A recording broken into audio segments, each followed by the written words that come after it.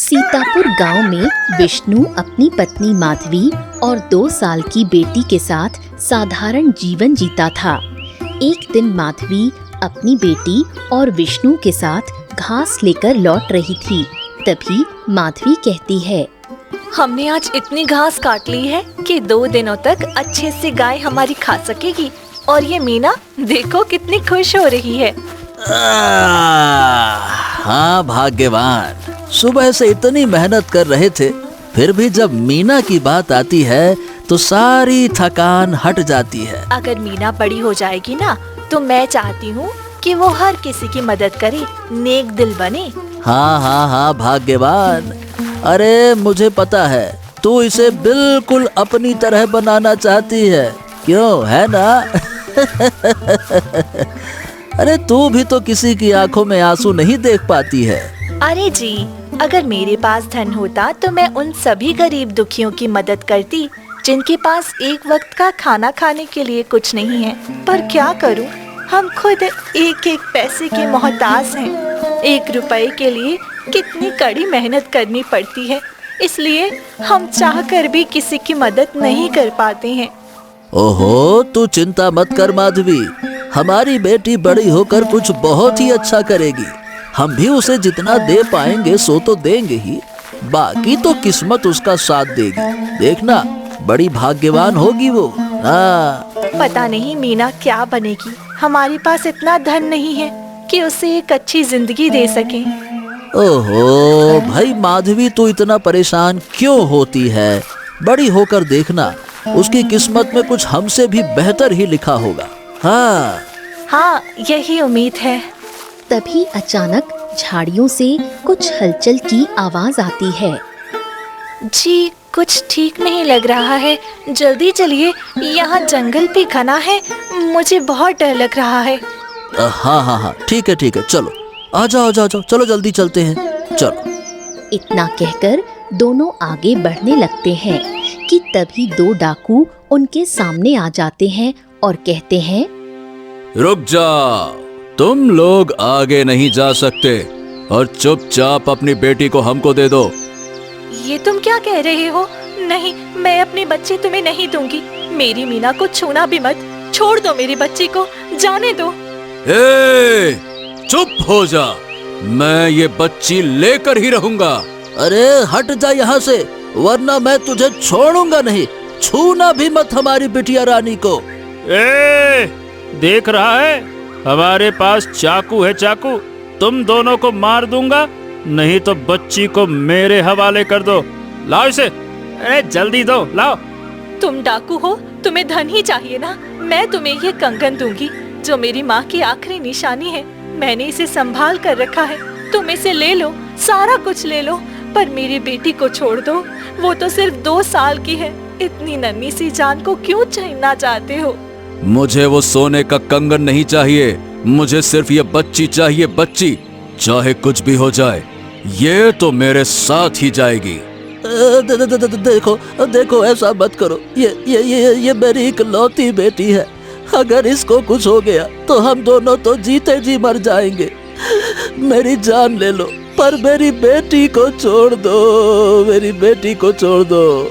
अरे तुम लोग सीधी तरह से नहीं मानने वाले हो। रुक जा, तुम्हारी तो तेरी तो। फिर डाकू दोनों को जोर से धक्का देते हैं और बच्ची को पकड़कर झाड़ियों की ओर भाग जाते हैं। हे भगवान, मेरी बच्ची, मेरी मीना, क्या करूं? वे डाकू ले गए मेरी बच्ची को। मेरी बच्ची मुझे वापस दिला दो। अरे तुम चिंता मत करो भाग्यवान, मैं देखता हूँ, रुक जाओ।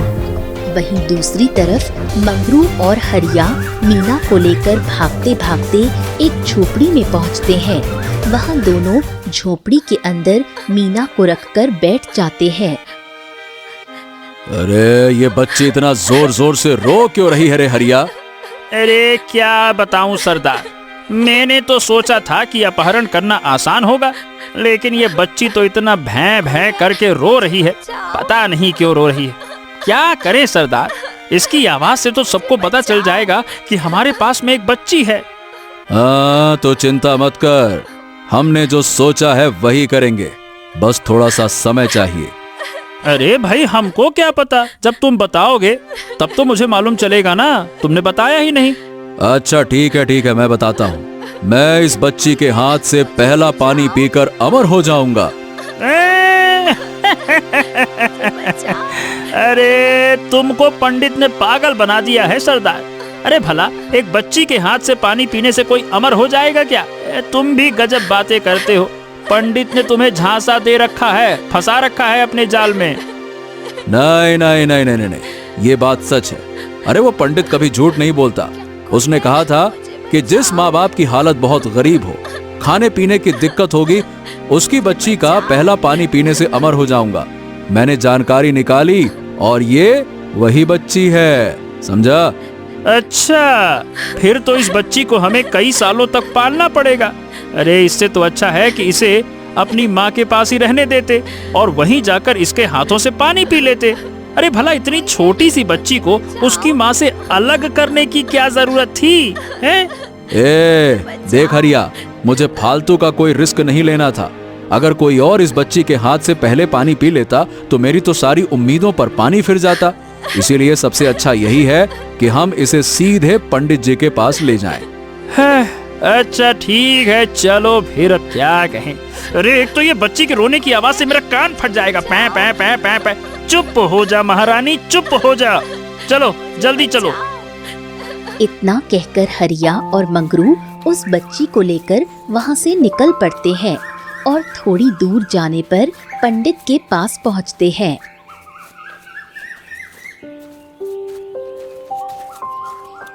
आहा, आओ आओ आओ आओ आओ। अरे भाई, मैं कब से तुम्हारा ही इंतजार कर रहा था। आओ आओ, आखिरकार तुम बच्ची लेकर आ ही गए।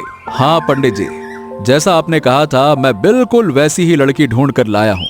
अब बस मुझे इसके हाथों से पानी पीना है, उसके बाद मैं अमर हो जाऊंगा। हरिओम हरिओम हरिओम। तो अब तू ये बच्ची मेरे पास छोड़ दे, मैं कुछ मंत्र पढ़ूंगा, उसकी शक्ति जागृत कर दी जाएगी और तब उसके हाथों से पानी पीकर तू अमर हो सकेगा। हाँ पंडित जी, बिल्कुल। अब बस मुझे उसी क्षण का इंतजार है जब मैं अमर हो जाऊंगा। पंडित जी, लेकिन भला ऐसा कैसे हो सकता है कि एक साधारण सी बच्ची के हाथ से पानी पीकर ये मेरा दोस्त सरदार अमर कैसे हो जाएगा? अरे हरिया, तू अभी कुछ समझ नहीं पाएगा, वक्त के साथ तेरे सामने सब स्पष्ट हो जाएगा। अच्छा मंगरू, अब चलो इसको यहाँ पर मेरे पास छोड़ दो, मैं इस पर मंत्र पढ़ूंगा तो इसकी शक्ति जागेगी, ठीक है? जैसे ही शक्ति जागेगी मैं तुमको बुला लूंगा, ठीक है? हाँ, ठीक है पंडित जी, मैं जाता हूँ। हरिओम। फिर दोनों डाकू वहाँ से निकल जाते हैं। फिर पंडित मंत्र पढ़ने लगता है। ओम देवाय रमदाय गंधाय नमः। अरे बाप रे बाप, आखिरकार ये कैसे हो सकता है? आखिरकार उन्होंने इसे कहां से लिया? उन्हें धोखा दिया गया है। मुझे तुरंत उन दोनों के पास जाना होगा, नहीं तो अनर्थ हो जाएगा। चलो चलो चलो। इतना कहकर घबराते हुए पंडित झट से उठता है और बच्ची को लेकर मंगरू की झोपड़ी की ओर बढ़ता है। कुछ ही पलों में वो मंगरू की झोपड़ी के पास पहुंच जाता है। अरे पंडित जी, आप यहाँ पर? क्या बात है, आपने इतनी जल्दी सारा मंत्र पढ़ लिया। चलिए, तो अब इसकी शक्ति काम करेगी क्या? अरे क्या काम करेगी, मूर्ख कहीं के। तुम दोनों डाकू हो, फिर भी तुम्हारे पास अकल नाम की कोई चीज नहीं है। अरे क्या हो गया? आप इतने क्रोधित क्यों हैं पंडित जी? हमने तो आपकी हर बात मानी और देखिए बच्ची को लेकर आए। ये बच्ची जिसको तुम लेकर आए हो, उसकी अपनी औलाद है ही नहीं। पता नहीं किसकी औलाद उठाकर ले आए। क्या? नहीं, ऐसा नहीं हो सकता। अरे उसने कहा था कि ये उसकी बच्ची है, हमने तो इसे इसके माँ बाप से छीन कर लिया था। अरे छीन कर लिया था, झपट कर लिया था, उससे मतलब नहीं है। जाओ, जाकर पता करो ये बच्ची उनकी कौन है। जाकर इसे उसी के पास छोड़ दो। ये बच्ची हमारे किसी काम की नहीं है। पता नहीं कैसा काम करते हो नालायकों कहीं के। ठीक है पंडित जी, माफ कर दीजिए। मैं सही लड़की लेकर आऊंगा, माफी। फिर पंडित वहां से चला जाता है। अरे मंगरू सरदार, ये क्या नया चक्कर है? ये बच्ची तो उसी की थी। देखा ना, जब हम बच्ची को ले रहे थे तो उसके माँ बाप कितना रो रहे थे। हाँ हरिया, अब पता नहीं, अब जो होगा वही देखेंगे। चल वापस उसी के पास चलते हैं। इतना कहकर दोनों बच्ची को लेकर वापस विष्णु और माधवी की झोपड़ी की ओर चल देते हैं। और जैसे ही उसकी झोपड़ी में जाते हैं, तभी माधवी भाग कर आती है और उस बच्ची को छीनकर अपने सीने से लगा लेती है। मेरी बच्ची, तुमने मेरी बच्ची वापस ला दी। तुमने हमारी जान बचा ली। बहुत बहुत धन्यवाद। अरे तुम्हारा बहुत बहुत धन्यवाद भाई, मैं तुम्हारे पाँव छूता हूँ। सही बताओ हमारी क्या हालत हो गई थी, सिर्फ हम ही जानते हैं। हमारी बच्ची के बिना हम बिन पानी मछली जैसे तड़प रहे थे। अरे बस बस बस बस, बहुत हो गया तुम दोनों का नाटक। ये बच्ची तुम्हारी नहीं है, किसी और की है। हैं? अरे ये कैसी बातें कर रहे हो तुम? ये हमारी बच्ची है, हम इसे 2 साल से पाल रहे हैं। तुम ऐसे कैसे कुछ भी कह सकते हो कि ये हमारी नहीं है? ये हमारी बिटिया रानी है, हमारे दिल का टुकड़ा है। ओहो, अब मैं कैसे समझाऊं तुम्हें? इसी बीच पंडित वहां पहुंचता है। हरिओम हरिओम हरिओम। सुनो, मैं सच कह रहा हूँ, ये बच्ची तुम्हारी नहीं है। अरे लेकिन आप ये क्या कह रहे हैं पंडित जी? भला ऐसा कैसे हो सकता है? ऐसा नहीं हो सकता, ये मेरी बच्ची है। आप झूठ बोल रहे हैं पंडित जी। मैंने वर्षों से तंत्र मंत्र किया है, बहुत ज्ञान है मेरे पास। मैंने अपनी शक्तियों से देखा है कि ये बच्ची तुम्हारी नहीं है, ये किसी और की है। मुझे किसी लोभ की जरूरत नहीं है। अगर तुम्हारी बच्ची होती तो इसके हाथ से जल पीकर कोई भी अमर हो जाता। डाकू हो या तुम, मुझे कोई लोभ नहीं है। मैं बस इतना कह रहा हूं कि ये बच्ची, ये तुम्हारी नहीं है। हरिओम हरिओम हरिओम। इतना कहकर पंडित वहां से चला जाता है। पता नहीं किसका बच्चा ले रखा था, और नौटंकी तो ऐसे कर रहे हो जैसे तुम्हारे कलेजे का टुकड़ा हो। नौटंकी बाज कहीं के। हाँ मंगरू, चल यहाँ से निकलते हैं। पता नहीं किस किस का बच्चा चुरा कर पाल रहे हैं, ये तो हमसे भी गैर गुजरे हैं। वो सभी वहां से चले जाते हैं। फिर विष्णु भीतर ही भीतर सोचता है। सब लोग ऐसा कह क्यों रहे हैं? ये बच्ची के बारे में सब ऐसा क्यों बोल रहे हैं? पता नहीं सबको क्या हो गया, मेरी बच्ची के पीछे ही सब पड़े हुए हैं। एक तो जबरदस्ती मेरी बेटी को उठा के ले गए और अब ये सब बोल रहे हैं। माधवी सही सही बताओ, कहीं तुम मुझसे कुछ छुपा तो नहीं रही हो? इस बच्ची का आखिर क्या सच है, बताओ। आप कैसी बातें कर रहे हो जी? आप भी सबकी बातों में आ गए। ये बच्ची हमारी ही है और किसी की नहीं। आप ये भ्रम मन से निकाल दीजिए। विष्णु के मन में शक आ जाता है, लेकिन माधवी से कुछ कहता नहीं है और ऐसे ही दोनों सो जाते हैं। और जैसे ही आधी रात होती है, माधवी चुपके से उठती है। अब जाना ही पड़ेगा, समय हो गया है। वो धीरे से बाहर निकलती है और चुपके से झोपड़ी छोड़कर घने जंगल की ओर चल पड़ती है। घने पेड़ों के बीच से होते हुए माधवी राजमहल की ओर बढ़ती है। तभी मंत्री वहां खड़ा उसे देखकर राहत से मुस्कुराता है। हाँ, आओ आओ आओ माधवी, तुमने आने में देर कर दी। बताओ, सब ठीक तो है ना? मंत्री जी, क्या बताऊं, वो सब कुछ जो मैं डरती थी वही हुआ। अब हम ज्यादा दिन इसे छुपाए नहीं रख सकते। हाँ माधवी, तुमने बहुत कोशिश की पर समय आ गया। चलो, महाराज भी तुम्हारा इंतजार कर रहे होंगे, चलो। फिर दोनों महल में दाखिल होते हैं। आओ आओ आओ माधवी आओ। हम कब से तुम्हारे आने का इंतजार कर रहे थे। सब ठीक तो है ना? बताओ बताओ हमें साफ साफ जो कुछ भी हुआ। महाराज, मैं क्या कहूँ, 2 साल पहले मैंने अपनी बच्ची आपको दी थी। महारानी के कहने पर मैंने वो कदम उठाया, क्योंकि गांव में फैल चुकी बात के अनुसार मेरी बच्ची के हाथों में जादू है। जो उसके हाथों से पहले पानी पिएगा वो अमर हो जाएगा। उसी भय से मैंने आपकी राजकुमारी को लेकर वो बच्ची को आपको सौंप दिया। उसी वजह से हमारे गांव में उथल पुथल मची। एक डाकू ने राजकुमारी का अपहरण किया।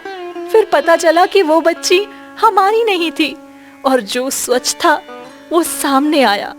मेरी बच्ची आज सुरक्षित है और आपके राजमहल में है। कोई बात नहीं माधवी, तुम अब मेरी बात समझो। तुम्हारी रक्षा करना मेरा फर्ज है।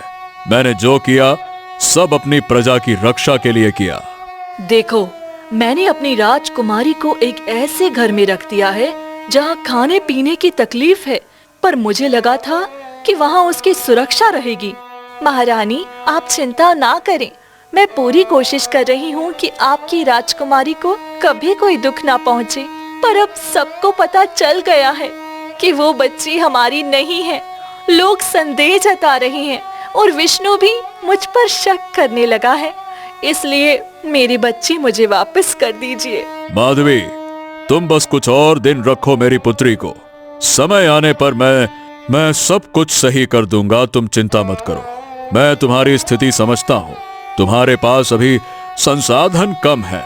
तुम बच्ची की रक्षा ठीक से नहीं कर पाओगी। पर हाँ, देखो माधवी, डरना बिल्कुल नहीं। मैं उसे सुरक्षित वापस ले लूंगा और तुम्हें भी तुम्हारी बच्ची वापस मिल जाएगी। ठीक है महाराज, मैं अपनी पूरी कोशिश करूंगी कि वो दिन जल्दी आ जाए। फिर माधवी महल से बाहर आती है। तभी झाड़ियों के पीछे से मंगरू और हरिया छुपकर देख रहे होते हैं।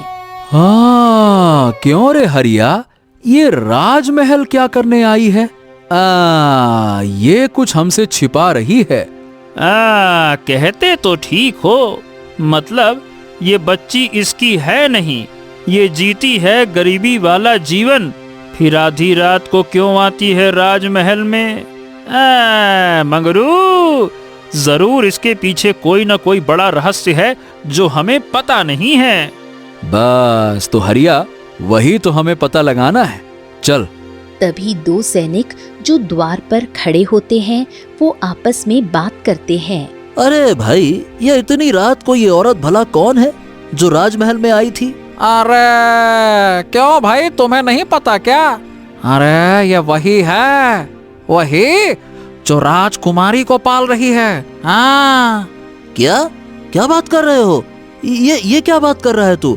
राजकुमारी तो महल में ही है, तो ये कैसे पाल रही है? अबे तू घोंचू है एक नंबर का।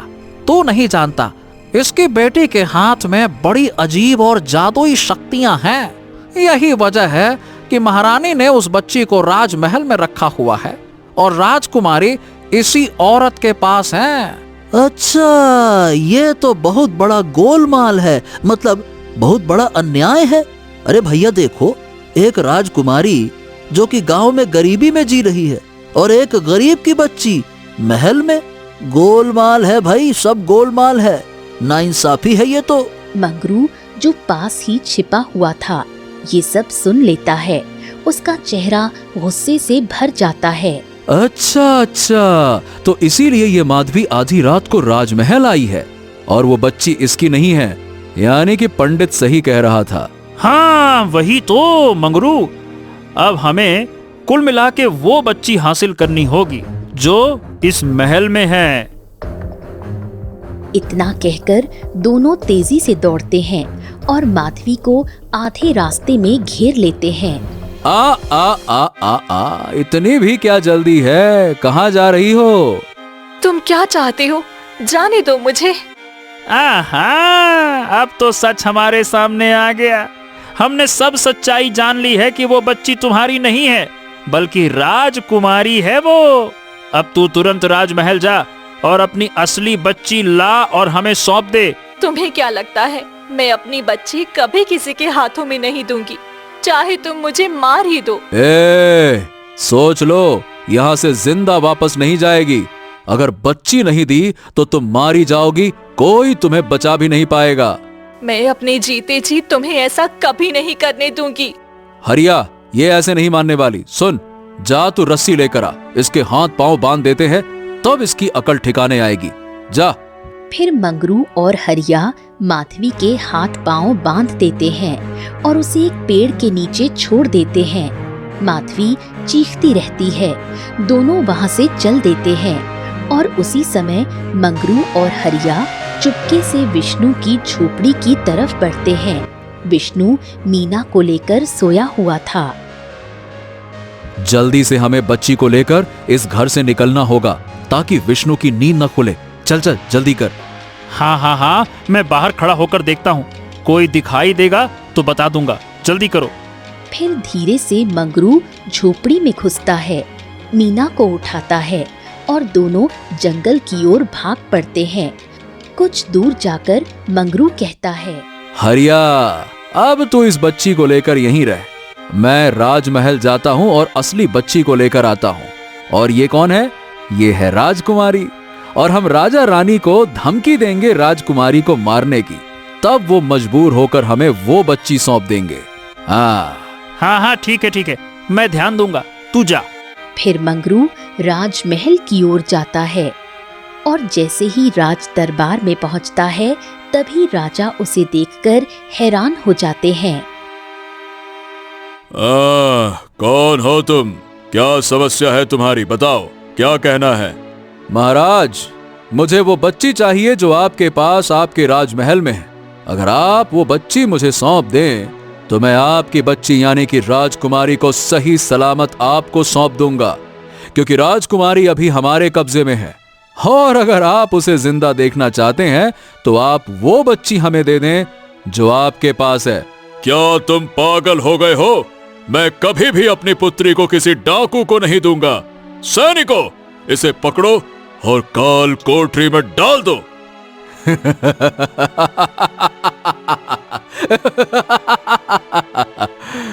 अरे महाराज, इतनी जल्दी फैसला मत करिए।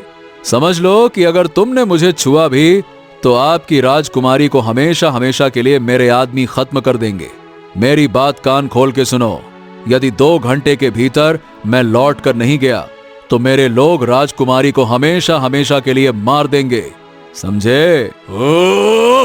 तुम ऐसा हरगिज नहीं कर सकते। उसी समय विष्णु भागता हुआ महल में पहुंचता है। रोता हुआ हाथ जोड़कर कहता है, महाराज, महाराज, महाराज, महाराज, मेरी बच्ची, मेरी मीना को किसी ने मेरे घर से चुरा लिया। रात में मेरे साथ सो रही थी, सुबह हुई तो वो मिली नहीं। मेरी बच्ची को वापस दिलवाइए महाराज, वापस दिलवाइए। इतना कहकर विष्णु फूट फूट कर रोने लगता है। तभी उसकी नजर मंगरू पर जाती है। हाँ, अरे मंगरू, मंगरू, तूने ही मेरी बच्ची चुराई है। बता, कहाँ है मेरी बच्ची? मेरी बच्ची कहाँ है? बता, बता, कहाँ है मेरी बच्ची? बता, कहाँ है? अरे चुप कर। कौन सी बच्ची? वो तेरी बच्ची नहीं है, वो महाराज की बेटी है, यानी कि राजकुमारी, जिसे तू फालतू में अपनी बच्ची समझ रहा है।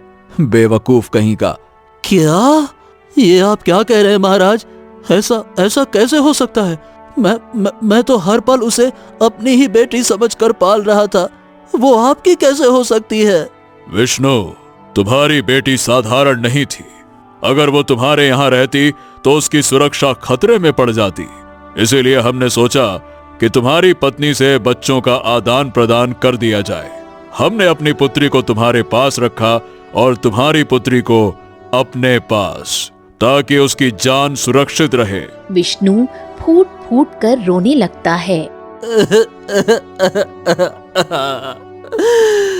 मेरी पत्नी ने मुझसे सच क्यों छुपाया? 2 साल तक उसने मुझसे कुछ नहीं कहा। वो मेरी बेटी थी, अब उसे अपनी रूह समझकर पाल रहे थे, कलेजे का टुकड़ा। ऐसा लग रहा है महाराज, क्या कहूँ, जैसे मेरे कलेजे का टुकड़ा किसी ने छीन लिया मुझसे। इसमें बोलने जैसी क्या बात थी? तुम्हारी बेटी की सुरक्षा मेरी जिम्मेदारी थी। मैंने उसे छोटी सी झोंपड़ी से लेकर ऐसे स्थान पर रखा जहाँ कोई खतरा ना पहुँचे, लेकिन मैं अपनी पुत्री को बचाने के लिए कोई भी कदम उठाऊंगी। हाँ, मैं अब कोई और रास्ता नहीं देख पा रहा हूँ। हमारी पुत्री खतरे में है। यदि हम नहीं माने तो राजकुमारी की जान खतरे में पड़ सकती है। इसीलिए हमें ना चाहते हुए भी तुम्हारी बेटी को इस डाकू मंगरू को सौंपना पड़ेगा। बिल्कुल सही फैसला लिया महाराज। अब चलो जल्दी से उस बच्ची को मुझे सौंप दीजिए, ताकि मैं आपकी बच्ची को सही सलामत आपके पास पहुंचा सकूं। जितना जल्दी आप करेंगे उतना ही जल्दी मैं भी करूंगा। इतने में ही माधवी भी वहाँ पहुँचती है। नहीं नहीं, आप ये क्या कर रहे हैं महाराज? मेरी बच्ची को आप इन दरिंदों के हाथों में कैसे दे सकते हैं? आप ऐसा नहीं कर सकते, ये नहीं होगा। हाँ, हमें माफ कर दो माधवी। मैंने तुम्हारी बच्ची को किसी खतरे में नहीं डाला। मैंने सोचा था कि मैं उसे सुरक्षित रख पाऊंगा, पर अब कोई विकल्प नहीं बचा। अगर मैं ये नहीं करूंगा तो हमारी पुत्री को मार डाला जाएगा। हाँ, मैं अपनी पुत्री को मरते हुए नहीं देख सकती। यही कारण है कि हमें ये कठोर निर्णय लेना पड़ा। महाराज महाराज महाराज, आप ये सही नहीं कर रहे हैं। वो हमारी बच्ची है, वो निहत्थी है। आप उसे मंगरू के हवाले कैसे कर देंगे? वो उसे मौत के मुंह में डाल देगा। महाराज महाराज महाराज, ये बच्ची निर्दोष है, आप नहीं सौंप सकते। मैं कुछ भी कर जाऊंगी, पर उसे इन लोगों के हवाले नहीं करूंगी। सुन लो विष्णु, मेरी बेटी कोई साधारण बच्ची नहीं है, वह राजकुमारी है, इस राज्य की धड़कन। मैं उसे किसी भी हाल में मरने नहीं दूंगी। अगर उसे बचाने के लिए तुम्हारी बच्ची को कुर्बान करना पड़े तो ये मैं बार बार करूंगी। आखिर तुम्हारी औलाद एक गरीब की बेटी है और मेरी बेटी राजवंश की वारिस। माधवी और विष्णु, ये समझ लो कि हम राजा हैं और हमारी पहली जिम्मेदारी अपने खून, अपने राजवंश की रक्षा करना है। अगर तुम्हारी बेटी के बलिदान से मेरी पुत्री की जान बचती है तो ये सौदा बिना सोचे समझे करूंगा। तुम्हारे जैसे साधारण लोग नहीं समझ सकते कि राज सिंहासन का बोझ कितना भारी होता है। हाँ, और याद रखना, तुम्हारी बच्ची तो भाग्य से अब तक जिंदा थी। तुम लोगों को तो मेरा आभारी होना चाहिए कि मैं तुम्हारी औलाद को 2 साल तक सांस लेने दी, वो भी शाही खानदान में। मंत्री जी, आप इन दोनों को हमारे राज दरबार से बाहर निकाल दीजिए। ये आप बिल्कुल ठीक नहीं कर रहे महाराज। नहीं नहीं ये नाइंसाफी है महारानी, नाइंसाफी है। मैंने आप पर इतना भरोसा किया महाराज, और आप मेरे साथ ऐसा करेंगे, मैंने कभी नहीं सोचा था। हाँ, बिल्कुल ठीक कहा महाराज और महारानी। अब जल्द से जल्द उस बच्ची को हमें सौंप दीजिए। लाइए। मंत्री जी, तुरंत जाइए और उस बच्ची को मंगरू को सौंप दीजिए। जल्दी कीजिए। हाँ, जो आज्ञा महाराज, मैं तुरंत लेकर आता हूँ। फिर कुछ ही देर में मंत्री वापस आता है, हाथ में बच्ची को लेकर आता है और मंगरू को सौंप देता है। अच्छा, तो अब तुम इसे यहाँ से ले जाओ और हमारी राजकुमारी को सही सलामत हमें सौंप दो। हाँ, महारानी, क्यों नहीं, आप यहीं ठहरिए। मैं कुछ ही देर में आपकी राजकुमारी को लेकर आ जाऊंगा। फिर मंगरू माधव की बेटी को लेकर चला जाता है और कुछ ही समय बाद राजकुमारी को लेकर लौटता है और रानी के सामने रख देता है। ये लीजिए, आपकी राजकुमारी बिल्कुल सुरक्षित और सही सलामत है। जाइए, अब आप अपनी पुत्री के साथ खुशी से रहिए। मैंने अपना काम कर दिया, मुझसे अब आप किसी बात की शत्रुता नहीं रखिएगा। इतना कहकर मंगरू धीरे से पलटता है और वहाँ से चला जाता है, मगर महारानी चुपचाप मंगरू का पीछा करती हुई उसकी झोपड़ी तक पहुँच जाती है। वहाँ वो छुपकर देखती है कि मंगरू और हरिया आपस में बात करते हैं। चलो मंगरू, अब जल्दी से इस बच्ची को लेकर पंडित जी के पास जाना चाहिए। हाँ हाँ हाँ, बिल्कुल ठीक कह रहे हो। चलो चलते हैं। अब एक क्षण भी देरी करना ठीक नहीं रहेगा। हमने कितने पापड़ बेले हैं इस पल के लिए। चलो। इतना कहकर दोनों वहां से निकल पड़ते हैं। तभी महारानी तुरंत पीछे पीछे चलने लगती है। कुछ ही देर में राजा भी वहां पहुंच जाता है। रानी, रानी, हम तुम्हारा पीछा करते करते यहाँ तक आ गए। आखिर क्यों तुम इन दोनों का पीछा कर रही हो? अब हमारी राजकुमारी तो सुरक्षित है ना? महाराज, मैं माधवी के बच्चे को बचाने आई हूँ। क्या? अरे महारानी, तुम एक मामूली से बच्ची के पीछे आधी रात को यहाँ क्यों आई हो? अगर तुम्हें कुछ हो जाता तो? महाराज, ये मामूली नहीं है। ये वही बच्ची है जिसकी माँ कभी हमारी महल में नौकरानी थी। उसकी वजह से मैं माँ बन सकी। उसने मेरे लिए बहुत सारे व्रत किए थे और उसकी नेक दिली की वजह से ही मैं माँ बन पाई थी। अब वही बच्ची मुश्किल में है और मैं उसे बचाना चाहती हूँ। ओह, ये तो हमें मालूम ही नहीं था। ठीक है, हम उसे बचाएंगे, पर वो बच्ची अभी मंगरू के पास है। हम उसे कैसे वापस लाएं? मेरे पास एक उपाय है। वो जो पंडित हैं, उसकी जगह आप एक चेले का रूप धर के उसके पास जाइए और उससे बच्ची को मांगिए और उसे यकीन दिलाइए कि आप बहुत ही ज्ञानी चेला हैं और उसी पंडित ने आपको भेजा है। ठीक है, तुम्हारा विचार अच्छा है। चलो इसे आजमाते हैं। फिर राजा अपने शाही वस्त्र उतारकर एक साधारण वस्त्र धारण करके मंगरू के पास जाते हैं। अरे भैया, रुको रुको रुको, तुम इस बच्ची को लेकर कहाँ जा रहे हो? अरे जरा ठहरो ठहरो। ए, कौन है तू जो मेरा रास्ता रोक रहा है? हट जा, ये मेरा मामला है। अरे अरे अरे, मैं पंडित का चेला हूँ। उसने मुझसे कहा था कि यदि कोई बच्ची को पंडित के पास लेकर जा रहा है तो उसे रोक देना, और उसी बात पर मैं तुमको रोक रहा हूँ। क्या? ये क्या कह रहे हो? तू पंडित का चेला है? क्या फालतू की बकवास कर रहा है? मैं ये बच्ची किसी को नहीं दूंगा। चल हट यहाँ से। मैं सीधा सीधा उसी पंडित को दूंगा। अरे गुरुदेव ने ही मुझे यहाँ पे भेजा है। वो अभी तपस्या में लीन है। उनकी दृष्टि से उन्हें कुछ दिखाई दे गया है, तो बस वहाँ उन्होंने ध्यान लगा दिया। वो अभी तुम दोनों से नहीं मिल सकते, इसीलिए तो मुझे भेजा है इस बच्ची को लाने के लिए। लाओ लाओ लाओ, जल्दी दे दो। ए मंगरू, अगर पंडित ने चेले को भेजा है तो उसमें कोई बड़ी बात तो होगी। मैं कहता हूँ तुम इस बच्ची को दे दो। वैसे भी अगर ये वही सच में है तो पंडित ने कहा था। हाँ ठीक है, अगर पंडित का चेला यहाँ आया है और वो कहता है तो ठीक है, ये लो, ले लो। फिर मंगरू बच्ची को राजा की गोद में सौंपता है। फिर मंगरू और हरिया पीछे हटते हुए अपनी झोपड़ी को लौटते हैं। राजा और रानी बच्ची को लेकर राजमहल लौट आते हैं। महल पहुंचते ही माधवी और विष्णु भी वहां पहुंच जाते हैं। मेरी बच्ची, आपका बहुत बहुत धन्यवाद महारानी।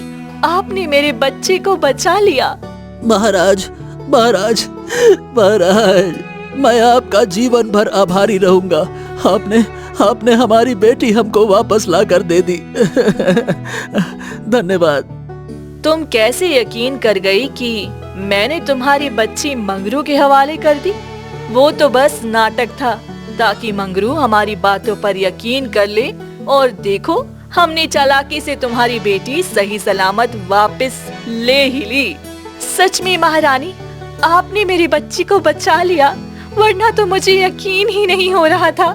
मैं सोच रही थी कि मैंने अपनी बच्ची खो दी। महारानी, मुझे मीरा से ज्यादा लगाव है, क्योंकि मैंने उसे 2 साल तक अपनी बेटी बनाकर बड़े प्यार से पाला है। मैं अपनी बेटी वापस चाहता हूँ। हाँ, मुझे भी तुम्हारी बेटी चाहिए। मैंने उसे 2 साल अपनी पुत्री की तरह पाला है, इसलिए मेरा उससे गहरा लगाव है। अब हम क्या करें? आपकी बेटी भी है और हमारी भी है, समझ में नहीं आ रहा। रुको, आप सब आपस में परेशान मत हो। इसका एक ही उपाय है कि तुम दोनों हमारे साथ अब राजमहल में रहोगे। ताकि तुम्हारी बच्ची तुम्हारे पास रहे और हमारी बच्ची हमारे पास। ये आप क्या कह रहे हैं महाराज? हम ठहरे गरीब चरवाहे आपके साथ कैसे रहेंगे? हमारी बच्चियों का प्यार हम चारों में बराबर बांटना होगा, इसीलिए तुम लोग अब यहीं रहोगे। मंत्री जी जाइए और मंगरू व हरिया को पकड़ लीजिए। वे जंगल के दक्षिण की एक झोंपड़ी में छिपे हैं। हाँ ठीक है महारानी, अभी पकड़ता हूँ। फिर कुछ ही देर में मंत्री मंगरू और हरिया को पकड़ कर लाता है। हरिया, मंगरू, तुम दोनों ने हमारी बच्चियों के साथ बहुत बुरा व्यवहार किया, इसीलिए तुम दोनों को आजीवन कारावास की सजा सुनाई जाती है। अरे पर महाराज, मैंने तो बच्ची पंडित के चेले के हवाले की थी, फिर वो बच्ची आपके पास कैसे आ गई? वो कोई और नहीं बल्कि महाराज ही थे। तुम्हें बेवकूफ बना दिया मैंने। अरे लाओ, ये बच्ची मुझको दे दो।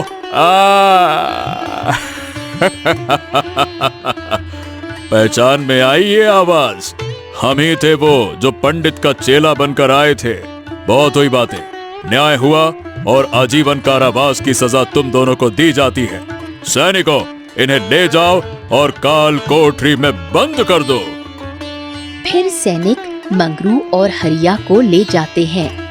फिर विष्णु और माधवी राजमहल में रहना स्वीकार करते हैं ताकि दोनों बच्चियों को प्यार मिल सके।